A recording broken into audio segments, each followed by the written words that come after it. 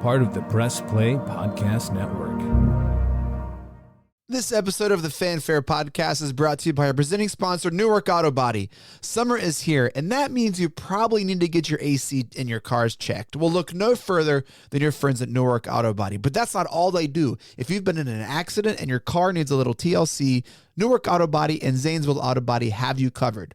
Safe, reliable collision repairs is their business, and let me tell you, they will take care of you, just like they took care of me and my family. Quick, easy, and no BS. Newark AutoBody and Zanesville AutoBody is a local, family-run, and veteran-owned business serving Newark, Zanesville, and surrounding areas in Central Ohio. And guess what? They work with all insurance providers to make your experience hassle-free. And if you're a U.S. military veteran, even better. Ask about their special discounts for vets at the shop, and they'll be happy to help.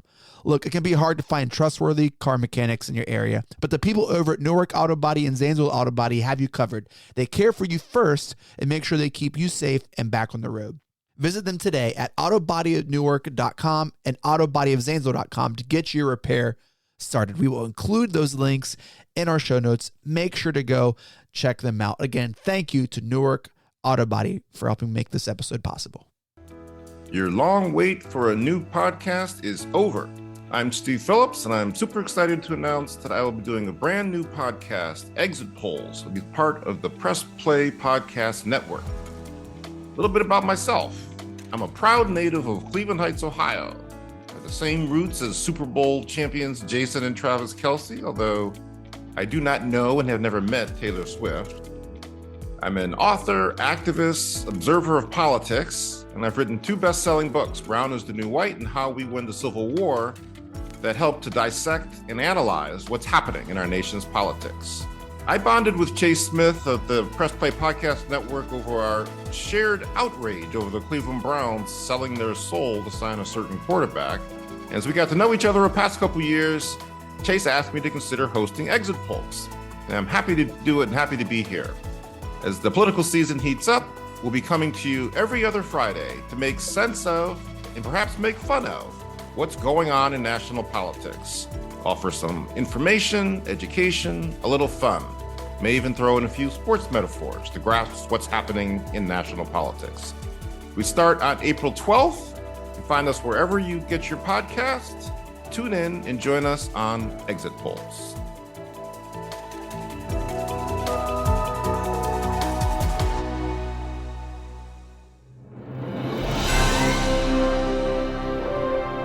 Welcome to the Fanfare Podcast presented by Newark AutoBody. I am your host, Chase Smith, and with me, there's no one else I'd rather hear a movie synopsis by than JD Hyman, host of the Hyman Podcast, right here in the Press Play Podcast Network. JD, love to be talking movies with you again, man. Chase, this is my favorite time of the week. Talking movies with you is my favorite thing. I love it. Well, we are on movie 2, JD, of our June movies of the summer, about the summer in our summer series. We last reviewed The Sandlot. It's a ton of fun. I heard a lot of great feedback. And now this film, Stand By Me, closes out our June movies about the summer. And I don't think it could complement The Sandlot any better. It was hard not to watch this and think, oh, Sandlot pulled a lot of things from this movie. I 100% agree. Mm-hmm. It is like the entire time I was watching this movie, I was getting like Sandlot vibes, like the entire time. Which maybe we should have been getting Stand By Me vibes from The Sandlot. I mean, real quick, we had the treehouse, which we jumped right in with Stand By Me. Which treehouse? I was going to save this for the movie, but which treehouse would you rather hang out in? Sandlot or Stand By Me treehouse? Probably the Sandlot treehouse. There was a lot of smoking in this one, and so way more innocent in the Sandlot. Like, I'm gonna be treated with a s'more, and Stand By Me, I'm gonna be treated with a Winston Marlboro Red or whatever. Like, I'm gonna hear stories of folklore and the beast in Sandlot. I'm gonna hear stories of girls and whatever nefarious things these hoodlums are getting into. Stand By Me, way safer in the Sandlot treehouse for sure. But did you also have like this dog legend? There's a scene in Stand By Me about this legend of a dog, right? Yeah, it was definitely it was a junkyard too. In a junkyard, it was a junkyard dog. Only this one was not nearly as vicious. as Oh, that Barney puppet from The Sandlot. yeah. Both of them were very gentle. One was this one is a golden It retriever. was a It's like a golden little, retriever. yeah, so good. So good. All right. Let's talk about Stand By Me. And we're gonna talk about it this whole episode. This is a Rob Reiner film, and I want to kind of set the stage here, JD, and then kind of get your opinion.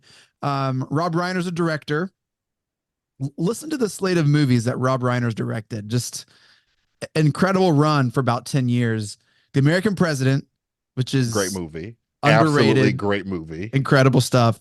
A Few Good Men. I mean, a lot of these are going to be on the top list of movies, like objectively, like not even discussion. Like Right. these are top 50, 100 movies of all time list. A Few Good Men, When Harry Met Sally. Okay, that's When Harry Met Sally. A Few Good Men, I think like 92 or 93. When Harry Met Sally, which we talked about, right? Yeah. Um, Wait. no, we haven't done that No, one that yet. was You did John Hughes. yeah. You did John Hughes. Sorry. Um, when Harry Met Sally's 89, The Princess Bride 87, and then Stand By Me in 86. Are you kidding me? Like all bangers. Like I mean, I don't think he's made like a ton of good movies lately, but I don't know if you have to. So in some research about this movie, he started a production company after Stand By Me, and they produced Seinfeld. And so he is just like raking in like, yeah, he's fine. Rob Reiner's fine. But wow. it's called Castle Rock Entertainment, which is from the name of this little, Interesting. yep, Castle Rock, Oregon, which is where this movie takes place. And Yeah. he's like producer, like a huge EP in Seinfeld, and gets a syndication. So he's fine. He's Oh fine. my gosh. I didn't know. So I did not know that. that's Rob Reiner, but also another big thing, River Phoenix. It's hard not to talk about Stand By Me and not mention Rob Reiner or River Phoenix. JD, what's the biggest piece of this movie? River Phoenix, for those you don't know, the star of this movie, overdoses at a club in LA and when he's 23 years old. He filmed this when he's 14 or 15. Joaquin Phoenix's older brother, and truly was set to be the like he was Leonardo DiCaprio. He is who Leonardo DiCaprio is supposed to be. Right. What do you walk away from this movie like talking about the most? The first thing about Stand By Me. The friendships. And it's actually his character that I was resonating with the most, because there's this innocence about him, even though his character has this bad boy like stigma reputation going on. But I was thinking about his character the entire time, and like how he is the glue of this entire group, when Gordy is like supposed to be the sane, like stable, good family type kid. But I really feel like River Phoenix's Chris Chambers is like, he steals the show. Yeah, without a doubt. As much success as Rob Reiner had after this, I mean, this is River Phoenix's movie. I mean, he completely captivates every scene he's in, and he's just phenomenal. He's phenomenal. And to be honest, I think a lot of the kid actors here do a great job, except for Will Wheaton, which that might be a hot take. We will definitely get into. But he was just incredible, and it was really, really fun to watch, and then also really sad at the same time because, oh, for sure. Man. All right, so JD, let's hear the breakdown. Stand By Me, and then we'll talk about themes and our kind of like relationship to the movie, our rewatch reactions, and our favorite scenes. All right. Stand By Me is a 1986 American coming-of-age film that was directed by Rob Reiner and is based on the Stephen King novella, The Body. The cast includes Will Wheaton, the late River Phoenix, Corey Feldman, Jerry O'Connell, and Kiefer Sutherland, all of whom went on to have amazing television and film careers. Notable supporting cast include John Cusack, Marshall Bell, and Francis Lee McCain. The film was produced by Bruce Evans, Reynald Gideon, and Andrew Hyman, distributed by Columbia Pictures, and made its theatrical debut on August 8, 1986. Against an $8 million budget, the film grossed $52 million. While the film was a box office success, critics were not so forgiving. Still yet, Stephen King commented to Rob Reiner that it was the best work of his that he had seen adapted to film at the time. And while critics did not receive it well, it is nonetheless a part of the zeitgeist today. The film maintains a 92% score on Rotten Tomatoes and an 8.2 out of 10 score on IMDb. The film, which is set in the summer of 1985, revolves around a group of friends who learn of the whereabouts of a missing kid that had been presumed dead. As the four friends embark on a journey of heroism to bring home the body of the missing Rebrower, they discover much more about themselves, life, death, their friendships, and ultimately each other. While the trek is not without its pitfalls, the boys, Gordy, Chris, Vern, and Teddy, for all their faults, make a point to stand by each other and their values. From Columbia Pictures, this is Stand By Me. Beautiful. I love it, man. I'm just going to at some point do a compilation of all your like movie synopses and release that as an episode. That's going to be like the most downloaded episode of the whole network. It's incredible. JD, what's your relationship to this movie, man? Like when do you remember first seeing it? Like tell me about Stand By Me and JD. I cannot remember the first time I saw it. I know I saw it as a kid. And the first time I saw it, it was like in the middle of the film. It was actually no, it was at the end of the film. It was that scene in the little river thingy with the leeches. That The was leeches. like the We'll first. talk about that in a second. Yeah, that was the first scene of this movie that I saw, and I remember asking my parents like, "I want to see this movie. What is this movie? Where can I see this movie?" And they took us to Blockbuster Video, the land that no longer exists. Yeah. And they got this film and we took it home and watched it, and it became one of my favorite movies right away. This is in my top 5 list, and it has been in my top 5 list since I was at least 6 or 7, like when I first saw this film. And you've seen quite a bit of movies. Like it's not like you don't watch a lot of movies. JD, you've seen and have quite an impressive movie collection. And so that's very high praise. Would this be your favorite movie we've fanfared? Yes, of all the ones that we have fanfared, this is definitely my favorite one. I mean, this is like top 3. Like this is up there with Air Force One for me. Okay. I really love. You haven't seen Air Force One? I haven't seen Air Force One. Jesus Christ. This film for me, I mean, I love coming of age movies, and this was probably the first coming of age film that I saw. I saw this before I saw The Sandlot, and because of this movie, to this day, it is still coming of age is still like one of my favorite genres, and that's probably why I fell in love with all the John Hughes movies. Yep. It's Makes just sense. I just love like the friendships and the growing and developing, and I love that. And this film started that whole thing for me. This film is why I like movies. That's so special, man. Yeah. What about Chris Chambers' character like really resonated with you?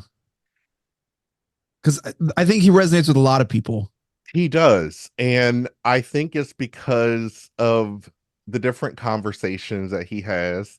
I think it's because when you're watching this movie, whether it's the first time or the 400th time, there's always something new to pick up. Yeah. And for me, rewatching it this time, and I can't tell you how many times I've watched this movie. I did not need to rewatch this movie for this podcast, but I did it anyways because you know I love it so much. The only sad thing is that this movie is not available in 4K, and you know that's just a crime in and of itself.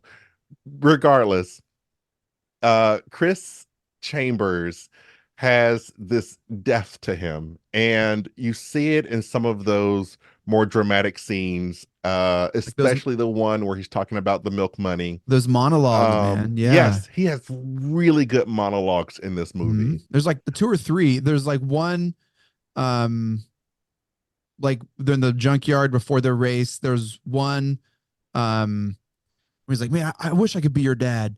On the railroad tracks, where that scene reminded me of Good Will Hunting, where Ben Affleck's like, man, like you need to go do something. I'm going to be here. You need to go. That reminded me of that. And then the milk one you're talking about. Yeah, man. Just like, yes, JD. Yes. Just great acting on his part. Yes. Absolute. I mean, he's a genius. I mean, I don't know like how much direction he needed, because you know how we talked about in The Sandlot, we're pretty sure like half that movie was ad lib. Like the director was like, all right, kids, just go for it. Yeah. Do what you want to do. Say what you want to say.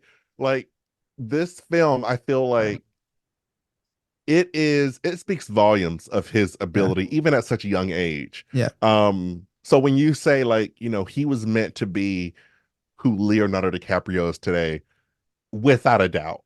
Yeah. Yeah, he had the look. He was super cool. And in this movie too, just like the charisma to be able to pull off, I'm going to give you a hard time, but know when to stop and not go too far. And then be like, hey, Ray, really bring it in. Hey, like, what's wrong? No, well, listen, go ahead, share.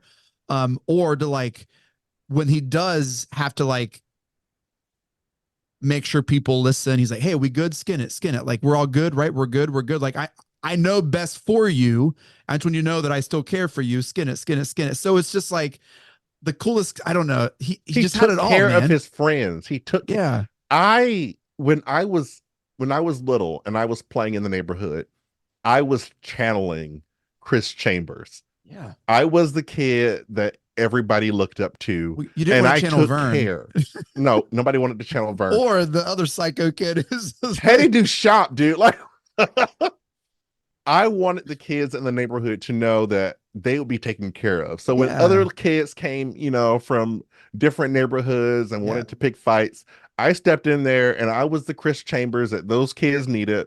Yeah. He was the unsung hero of this movie in so many ways. So and even at the very beginning, when you're reading the newspaper clipping that Chris Chambers is dead, I was already sad, and the film hadn't even started. I forgot the movie starts with you learning that this guy's dead.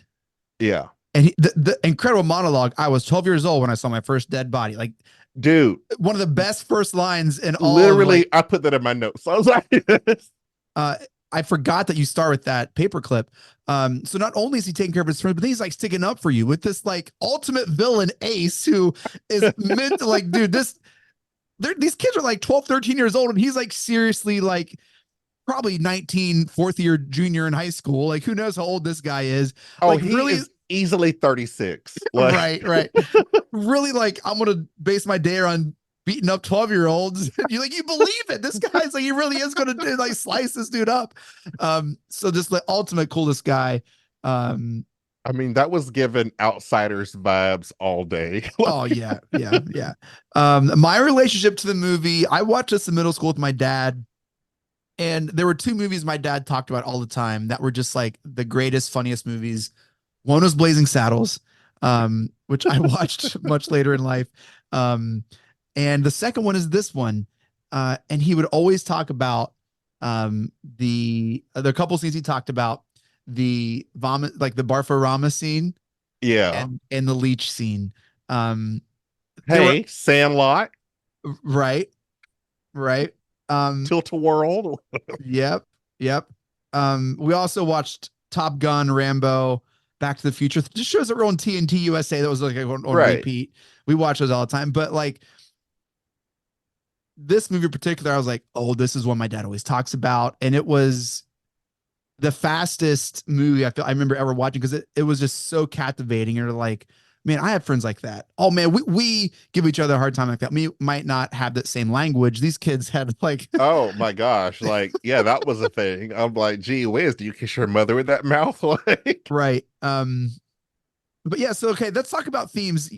JD, I want to pose a question to you. Is this more a movie about friendship or more a movie about grief and loss? Because I think it's an interesting conversation. I would Case can be say made for it's both. about grief and loss. In Mhm. the past, I would say this movie is about friendship, Yeah. but this movie is absolutely about Gordy losing his brother Yeah. and coming to terms with that and grieving for his brother. Because up until this point, in the different flashbacks, and you don't really see him grieving. Even at the funeral, you don't really see him grieving. I And you didn't don't see cry. him grieve until literally the very end. I was like, oh my gosh, this movie Yeah. is about death Yeah. and dying and grieving. But then it's also each character grieving about their trauma, right? It's Yes. Chris, like I'm just gonna be here forever. I'm like, no, I'm gonna take college courses, and everyone knew I took the milk money, and I did, but I gave it back. And then the teacher used it because everyone, but like it was him grieving that. It was what is Feldman's character's name? I never Teddy remember. Duchamp, dude. Eddie Dushop. Teddy Duchamp. Eddie.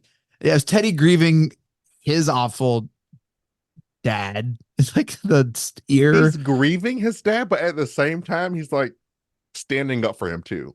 Yeah. Yeah. I think a loss of innocence, right? Like they mentioned like the very beginning of the journey, like this was more than just uh going to see, this was bigger than what we initially thought it was going to be. Like this was an important moment in our life.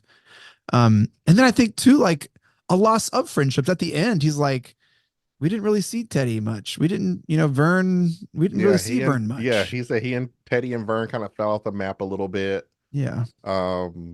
Which was kind of sad because, Mhm. again, it was given like those Sandlot vibes. Like, Yeah. The even fade out. Chris even faded out walking down the road. yeah, Sandlot. Which I think you have friends like that though. Like you have your core group of friends, but then you have these other like maybe they're just summer friends. Maybe they're just like vacation friends. Maybe they're I and they're legit still important.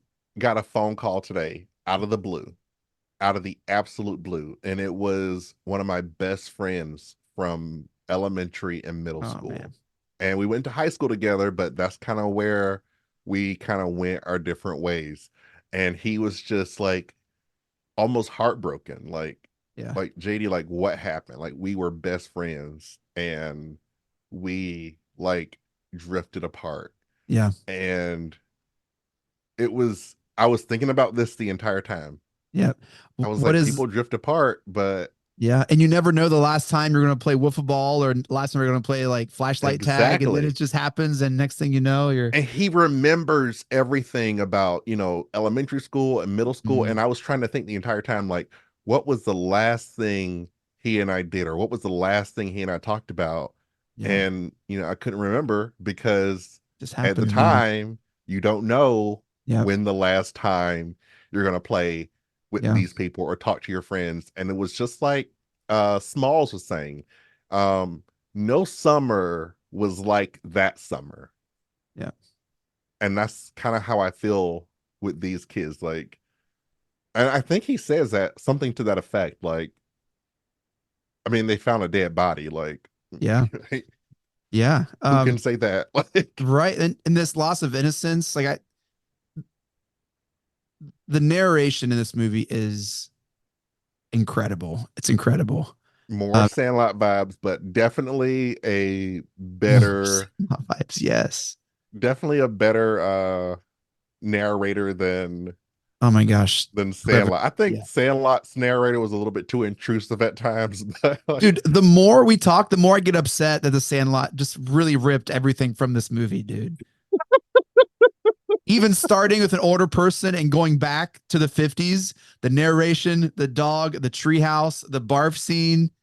and then Um, coming back to it again. yeah, I know like the rival baseball team didn't really come back at the end of the movie, but there's like another rival gang. Like, dude, it's just like no wonder why we liked it so much because we love I sandwiping. know, because it was this movie. Um, they get back from the trip, and he says this: "We've only been gone 2 days, but somehow the town seemed different, smaller." Oh my Um, gosh. And and like when you think about everything that they went through on their yeah, little 2-day adventure, it feels much longer.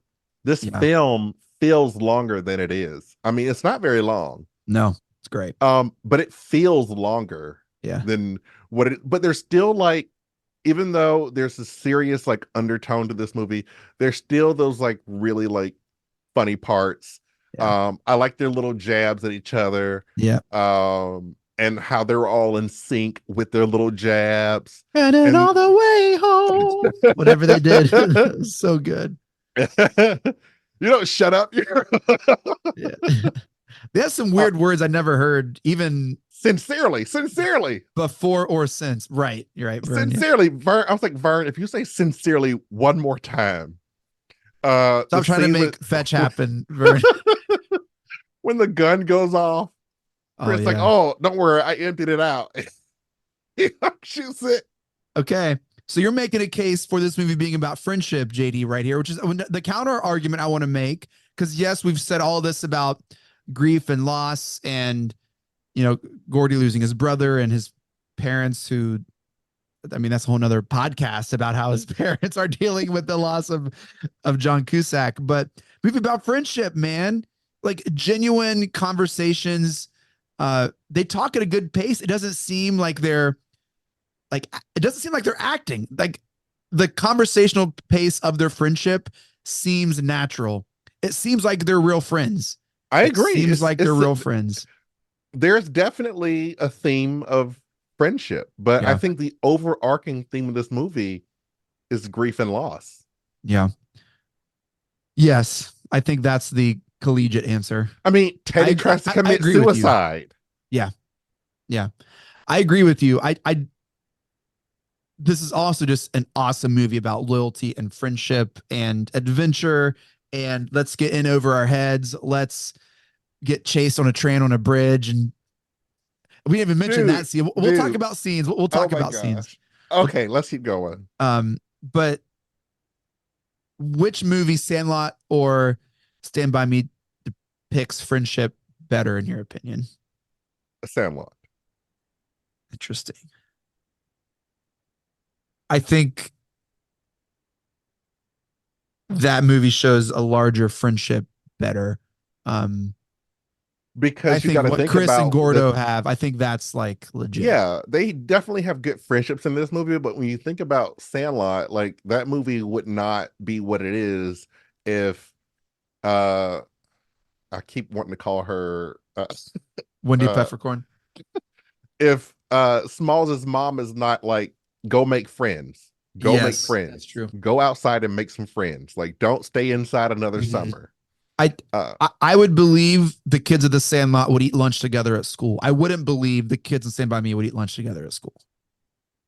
I don't think Chris would be in school because he would be suspended.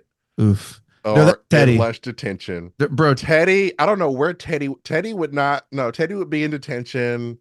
Vern would be, he would have 3 trays of food stacked on top of each other. Him and gosh, what's his name from Silent? They would get along so well. Ham would chew him alive. Dude, Ham would have, dude, no way. I'm taking Ham in that all day. No, but I could see the Sandlot kids eating lunch together. I think Gordo and Chris would, but I don't think I think this is just like, hey, we have this moment together. We are friends, but I don't know. This is my opinion. No, I mean, they kind of talked about it a little bit. Like, yeah, they were together because like they didn't have a choice. But like one of Chris's like fears was that, you know, they're going to be ripped apart by circumstances outside of his control. Yeah. Gosh, even in the treehouse, sorry, Vern is sharing about how he heard about the story. There's a flashback of him digging for the pennies under his porch. And so there's even a flashback in the treehouse, just like in Sandlot. I'm all fired up, man. This is absurd. And I know we're not the first ones to make these connections, but it is, ooh, baby. Dude, listen, I was on IMDb after I finished this movie trying to find some kind of a connection. There was none. What? No way. There was none. Sandlot. I was looking so hard. I was like, is there like a similar character? Is there like a writer or something? I was looking so hard. There is none. No. This is actually making me like Sandlot less. I'm not going to lie. I cannot stand uncreativity and just like doing something and repacing with a different like I don't know. Because Sandlot is basically Stand By Me with a bunch of With kids baseball. screaming. Yeah. Baseball and screaming. Because like I And told you, and when we did that, the last half of the movie is the kids screaming. and really no plot. Like there's no linear plot either. It's No. just like they're playing all the hits from Stand By Me except for okay, anyway. Okay. What some of your reactions on the rewatch, JD? What are some of your favorite scenes? Okay, favorite scenes. Train scene is definitely one of my favorites, just because of like getting there, standing there, and then like the whole conversation they had about, okay, we could take the 8 mile trek and take 4 extra days and go down and walk around. And they're like, no, we're not doing that. We can just take 10 minutes and cross the bridge. Yeah. And then when Vern falls down and he's like, I don't want to fall. We're going to fall. And Gordy's like, we're going to die. Get up. I was laughing so hard. I think I rewound that at least 3 or 4 times. Yeah. He's like, we're going to die. You're not going to fall. Oh my gosh, that was cracking me up. The other thing that I noticed that I guess I didn't notice before was those unsanitary tattoos Oh, the Cobras. We that can the Cobras were doing let's with talk a about the razor Cobras. blade. I'm like, what Yeah. the crap are they doing? So not only did they invent hepatitis A, B, C, and D, what are these guys doing? These kids are 5 years younger than them. This is the uncoolest thing. Let's take a razor blade and slice our arms up, and like, hopefully, we don't get staph infections. I mean, they're a bunch of losers sitting around like razor blading each Taking other, fixing cars, literally- flicking back their hair, mailbox baseball. Who does this stuff? And they're taking orders from Kiefer Sutherland. Yeah. Like he's some kind of godfather Yes. of the neighborhood. Like, really? Dude, he ate though. He was just throwing 1,000 miles per hour, man. Okay, it but was listen, they great. didn't It was do a, great. like, where are they now with the older kids? He's a serial killer. Very well could be. He was giving serial killer vibes the entire time. Yeah. I mean, straight up psychopathy the Yeah. entire time. Also, at what point? Okay, I was confused here. Vern and Chambers have brothers in the Cobras. Is that correct? Correct. At what point are they like, yo, Ace, that's my brother. You got to stop, man. Like, at what point Right. are they like, It's like, okay, you can kill my brother. Like, put the knife down? Like, this go is ahead too. and go ahead and slice my brother's throat. No biggie. Yeah.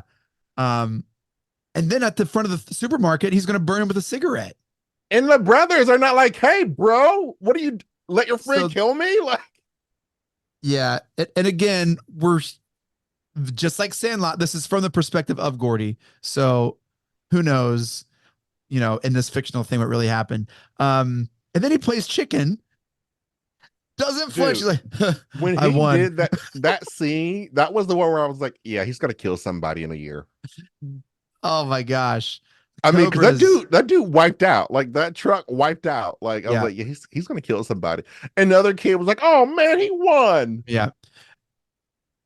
Rob Reiner's a genius because putting him stealing his brother's Yankee hat right after you learn that it's his brother's. I mean, you're just like this. This guy is Oh my the gosh. biggest jerk. I of feel all like time. though, if he would have said that was my brother's, He would have did. given it. Did he? Yes, that was my brother's. Give it back. What's mine now? Oh crap! I didn't hear that. Yep. Which we were also laughing because he's like, "Mom, Dad, where's my canteen? Like in your dead brother's room. Why is his canteen in his dead brother's room? For how long has it been?" It's just that was really, really random. That was like when yeah. the mom went answer him and the dad was Yeah. like, "It's in your brother." I was like, "What's the Yeah. big deal, lady?" Yeah. Woo. The Cobras are extra, but I like every time they're on screen. They crack me up, man. They're just like, what is even life right now? They scream grease the entire time. It's Yeah. like a combination of the Greases and the Sosas or the socias like combined into one. Yeah, dude, crazy. Kiefer Sutherland's dad passed away today as we're I recording. know. Well, not as we're recording, Insanity. but day of recording. It's wild, man. Yeah, Insane. so sad. I loved his performance. I thought he was great. I could have watched more of what the Cobras do. I just want to see him continue to wreak havoc in this little town. Yeah. I mean, he was literally wreaking havoc everywhere he went. Here's his life. His dad is the police chief. That's why he has like carte blanche with everything. He doesn't get in trouble. His dad is either a police chief or the mayor, and at some point he's going to be the what his dad is, and it's like this never-ending cycle of small Right. town, whatever you want to call it. But that's yeah. So I don't think he'll kill someone. I think he'll get to kill someone because of his power when he's an adult. Okay. Here's my question.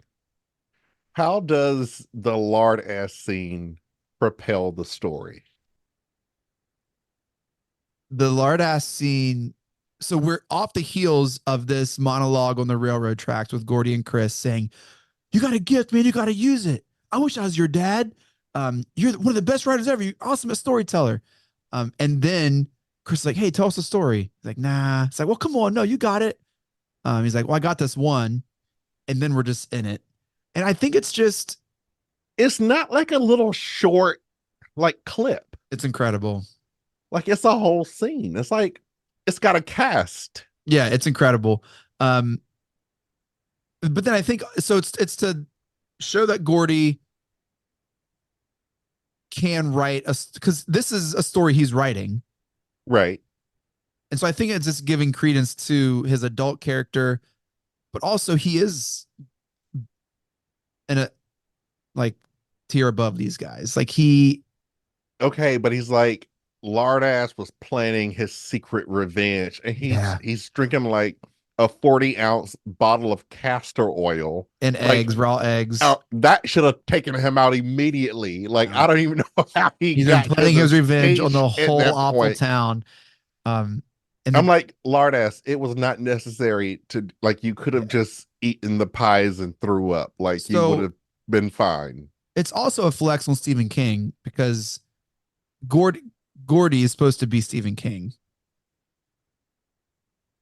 Is he? Yeah, you didn't know that. No. What do you mean by that? Gordo's loosely based on Stephen King, like his life. He found a dead body when he was 12. I don't know. I didn't do that much research. Oh. It's just of all of his like works and writings, like this is him. Oh, okay. I wish I could say I knew Stephen King better, but Yeah, I don't. I don't know if he has a brother that's passed away. I don't know if he found a dead body. Um, but from my research, this is I feel like that was the first. I haven't read this novella, The I haven't Body, either. but I feel like that's probably the first line in the book. Like I was 12 going on 13 the first time I saw a dead human being. Yeah. What an awesome first line. Oh my gosh. You're a writer. Does it get any better than that? Absolutely. Absolutely beautiful. Yeah, it's awesome. Absolutely beautiful. What were some of your favorite scenes?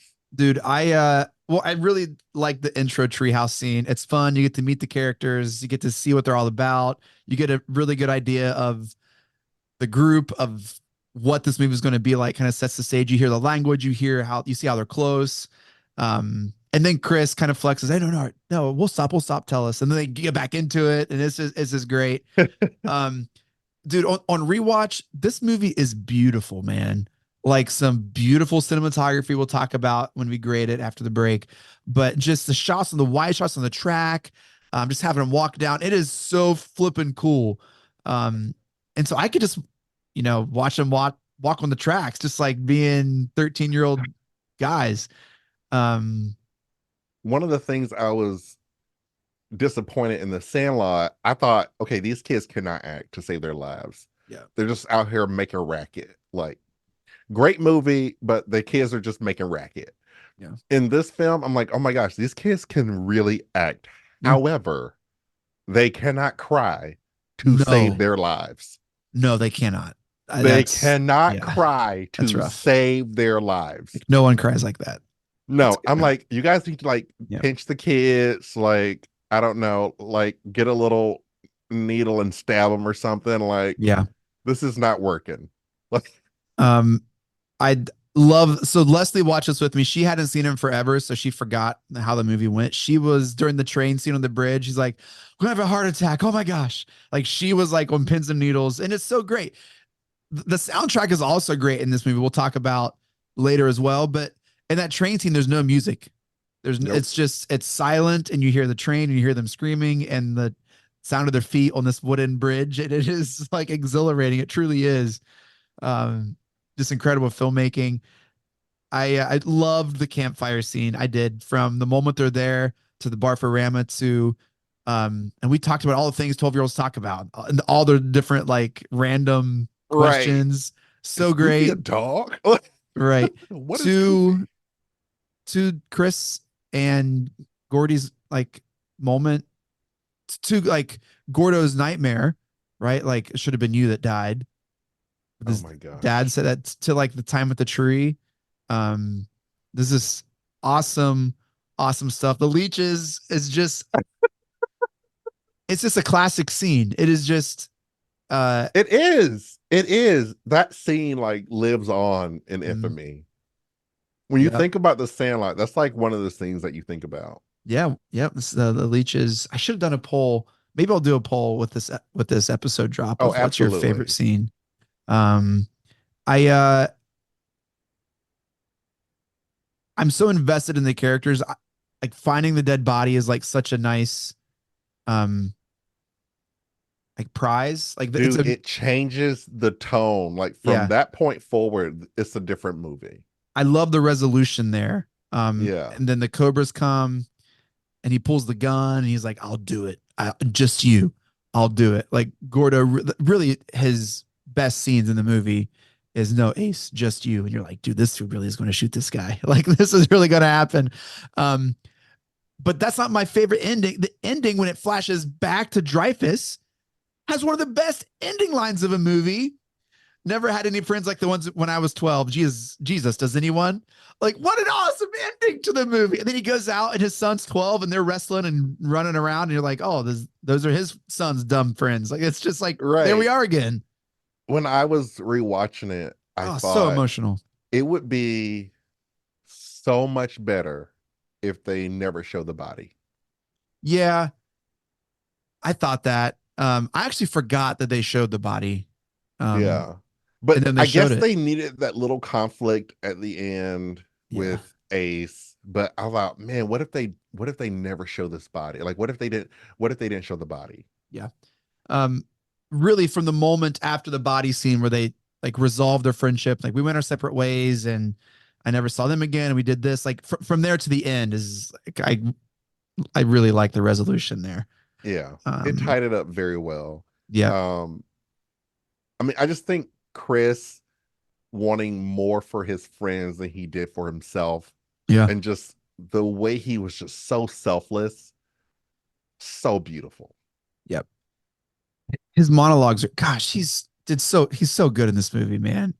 Like I know he didn't cry well, but the range that he shows is just, oh my The gosh. range up into like crying was absolutely magnificent. All right, so he could have played Jack for sure in Titanic. Oh my gosh, absolutely.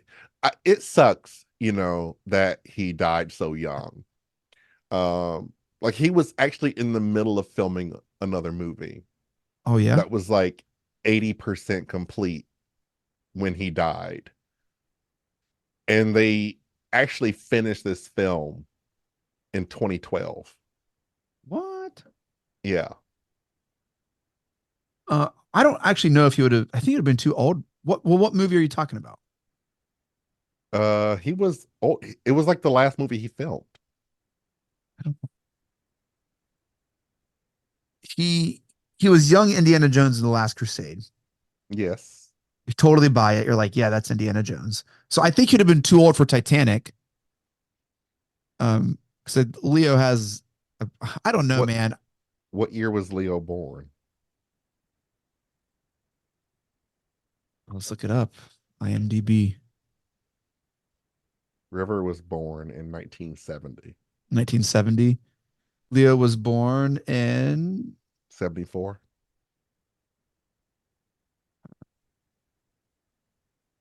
This is riveting podcasting. He like has it hidden from IMDb. I don't know what year Leonardo DiCaprio was born. 74. Yeah, there it is. 1974. Oh, I'm good. You are good. So maybe I don't yeah. know, but It was called Dark Blood. I mean, it's just he was it, man. Yeah, he played a character called Boy in Dark Blood. And they had 80% of it filmed at the time of his death. I think that's all of the scenes. Dreyfuss was the perfect monologue voice. Talked about Great the end. narrator. I loved how he introduced all of the characters in the treehouse. Yeah. Wasn't like over the top. Like it was just it was good. It was just neat, straight to the point. Yep. Agreed. All right, you ready to do some grades? I am. Okay, we're going to take a quick break here from our sponsors at Newark AutoBody. When we come back, JD and I are going to grade. Stand by me. Stick around the Fanfare Podcast. We will be right back. This episode of the Fanfare Podcast is brought to you by our presenting sponsor, Newark AutoBody. Summer is here, and that means you probably need to get your AC in your cars checked. Well, look no further than your friends at Newark AutoBody. But that's not all they do. If you've been in an accident and your car needs a little TLC, Newark AutoBody and Zanesville AutoBody have you covered. Safe, reliable collision repairs is their business. And let me tell you, they will take care of you, just like they took care of me and my family. Quick, easy, and no BS. Newark AutoBody and Zanesville AutoBody is a local, family-run, and veteran-owned business serving Newark, Zanesville, and surrounding areas in Central Ohio. And guess what? They work with all insurance providers to make your experience hassle-free. And if you're a U.S. military veteran, even better. Ask about their special discounts for vets at the shop, and they'll be happy to help. Look, it can be hard to find trustworthy car mechanics in your area, but the people over at Newark AutoBody and Zanesville AutoBody have you covered. They care for you first and make sure they keep you safe and back on the road. Visit them today at autobodyofnewark.com and autobodyofzanesville.com to get your repair started. We will include those links in our show notes. Make sure to go check them out. Again, thank you to Newark AutoBody for helping make this episode possible. Hey, this is JD from the Hyman Podcast, a place to have hard conversations revolving around the overall human experience. We tackle topics such as racism, the American justice system, and even headlining news such as the Alex Murdaugh saga. This season, we're going to continue to tackle more hard-hitting topics, and I'm excited to take you on that journey.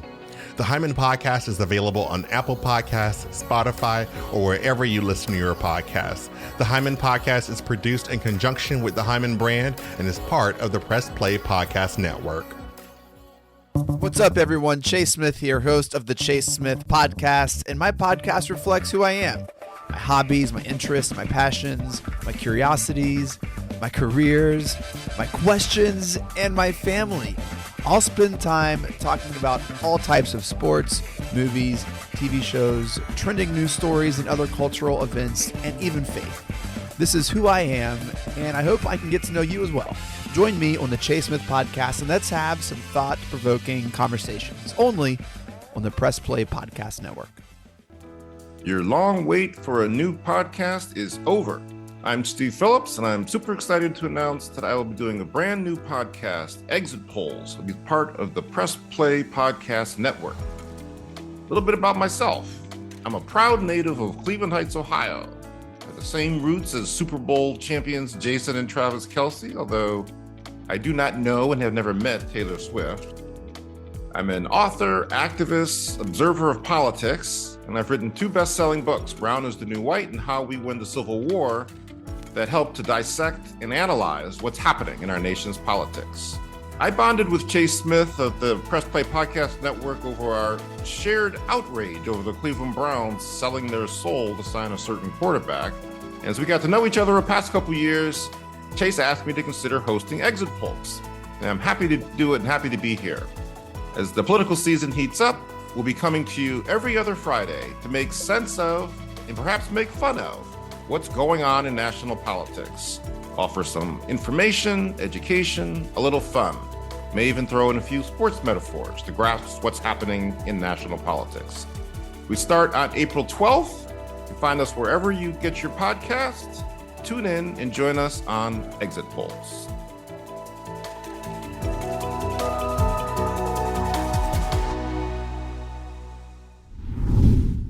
All right, here we are. Chase Smith, JD Hyman. We just, gushed over Stand By Me in River Phoenix for about 30, 40 minutes. And I would do it again, JD. I'll do it again right now. You want to start? What was your favorite scene? Such a fun movie to watch and talk about. But we're come to the time we have to grade this movie. We do it like a report card. We have 8 categories: acting, star power, cinematography, audio, costume design, screenwriting, directing, movie poster, and an overall grade. And we compile the grades and give it a GPA.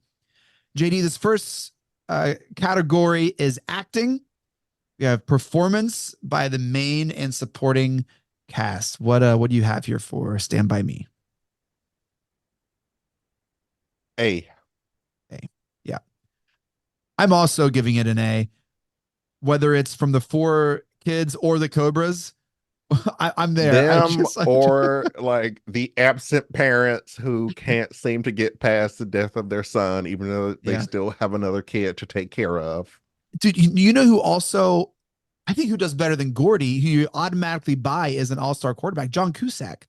Of like course. Just in those 2 scenes and in the store where Gordy gets stuff, and from Ace even saying, oh, even your brother had some good sense. Like, you just get the sense that, oh, this guy was like it. He was him. He was a good kid. I love the relationship that he had with his brother too. Yeah. Yeah.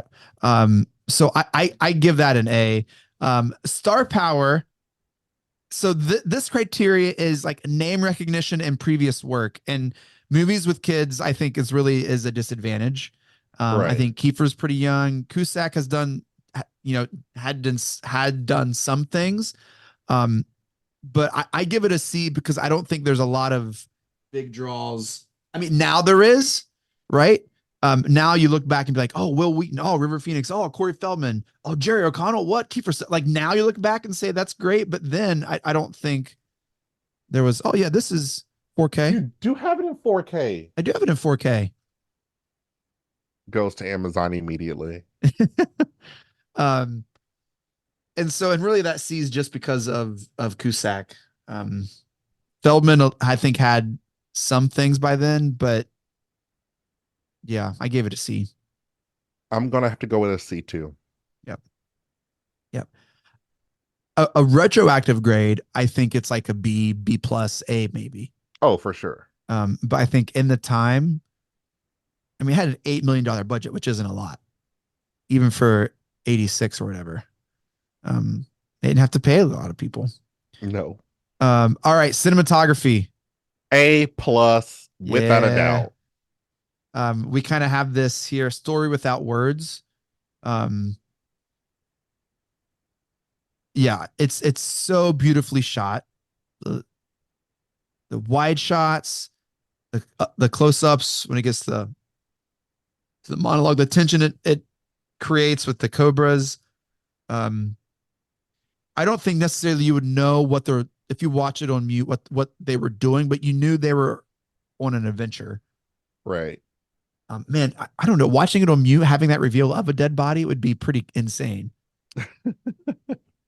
Can you imagine not knowing what they're like? You're watching, you hear him share something like, oh, let's go.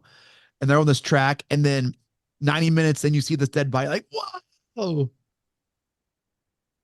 I have to do that. That would be pretty insane. All right. Audio, sound design. I loved the soundtrack and the score in this movie, how they slowed down the Stand By Me. Really just takes you to the 50s where they said it. JD, I'm giving it an A. A. And my criteria is basically like, how did this hold up in Hyman theaters? Right.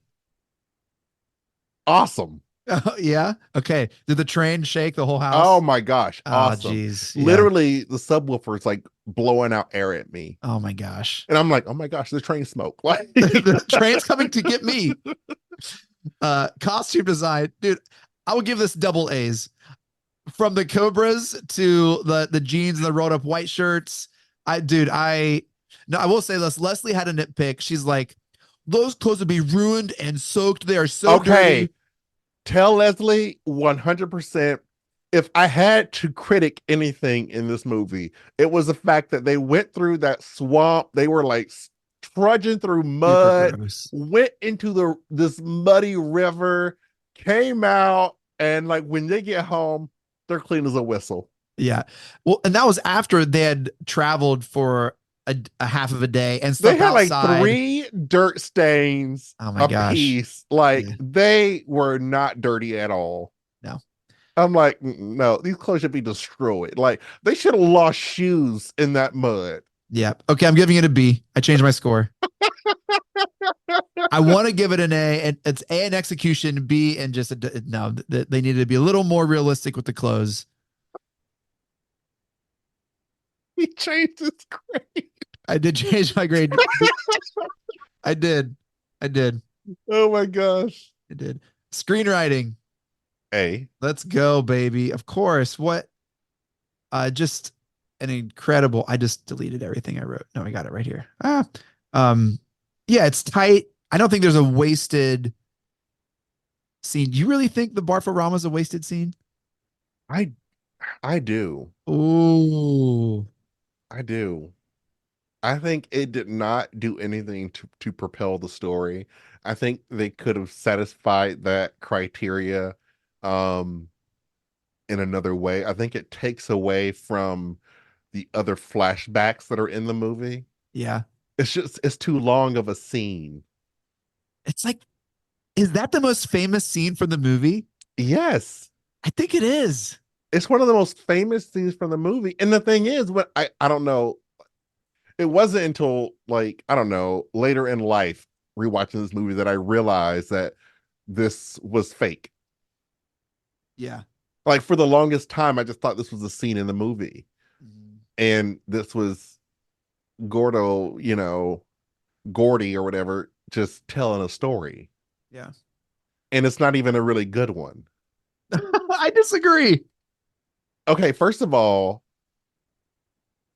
I love it. Lardass is seeking revenge, so he's going to Yeah. drink a 40-ounce bottle of castor oil Yeah. and eat some raw eggs, Yeah. which one spills on his shirt, and you don't see it when he goes out to walk on the stage, but we're going to let that go. Yeah, but it's reflected in the score of a B costume design. And then we have the fake vomit, obviously being sprayed off the side of their mouths. Yeah. It just, I don't know. It just it didn't fit. I loved it. I hear what you're saying. Maybe it should have been in black and white or something. I don't know. It just didn't fit. Yeah, black and white would have been, but then you don't see the purple grossness for the blueberry pie. Yeah, okay. They could have done like a little Schindler's List thing and like, Dude, I made love that in it. color. I love it. Barfarama, give Lardass an Oscar. I mean, I'll allow it, but because like when you think of this movie, you think of that scene. Yeah, dude, yeah, I that might win the favorite scene in this movie. Yeah. And I can't say it takes away from the film itself, but I don't think it propels the story. Yeah. But it is a really famous scene. I see what you're saying. Yeah. Like, why fun. can't, one of Chris Chambers' monologues be like the most remembered scene of this movie? But it's not. It's not. It's going to You're be right. Leeches and Barfarama. Leeches and Barfarama. But I think when you do your poll, I guarantee you those are going to be the top two. That's going to win first and second. the train scene will be up there too.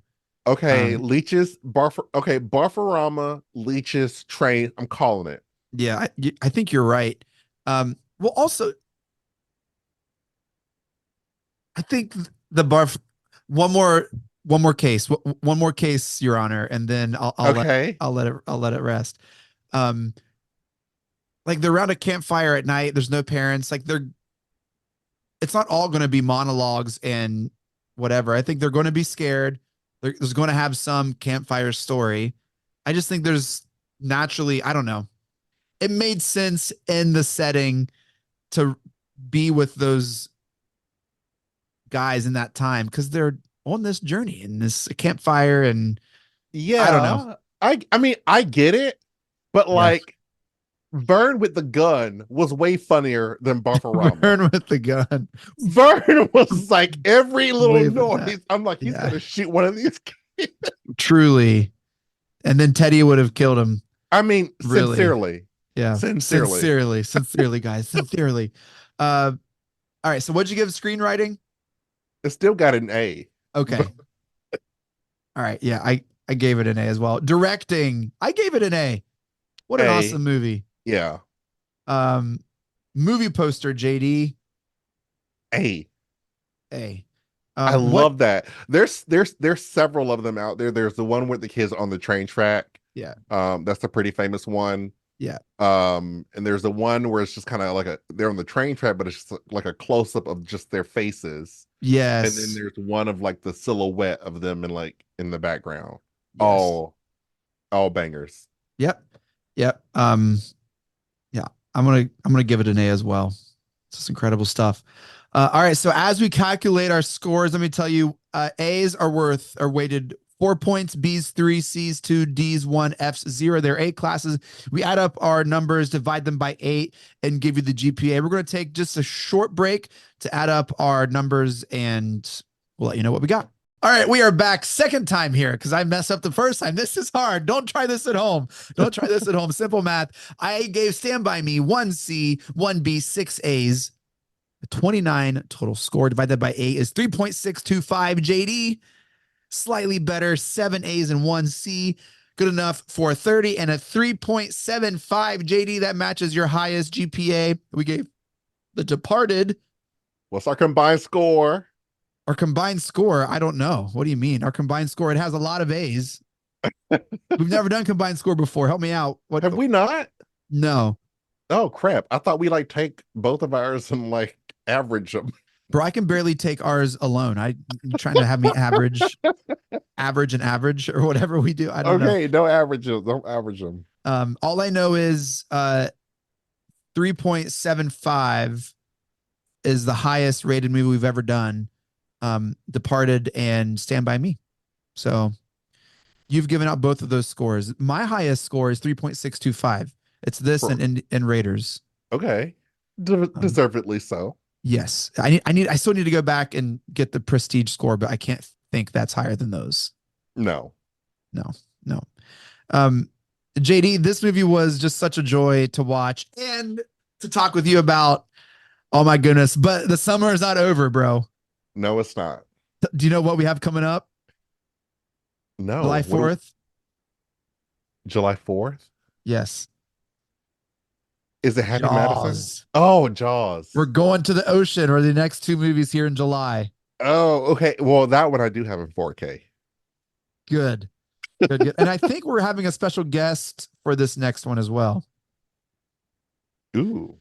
Yeah, special guest is going to be joining us for Jaws. So we'll make sure we get that together. But that'll be released on the week of Independence Day. And we're not doing Independence Day. We're going to the ocean. I cannot wait.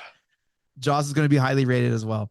All right. Well, that does it for this episode of the Fanfare Podcast. Thank you all so much for downloading and listening. Shouts to Press Play Podcast for making this possible. And our sponsors, Newark AutoBody. If you're in the local Columbus area and need work on your car or have been in a wreck, check out Newark AutoBody. They are the best. They'll help you out and get your car back on the road as quickly as possible with the best work you'll find in the area. Make sure to follow us on Twitter. We're not on Twitter, but follow one of us, me or JD. We'll do our best to follow back and subscribe to this pod. Give us a rating. It doesn't help, but it helps people listen to this show. Thank you all so much. JD, any final comments on Stand By Me?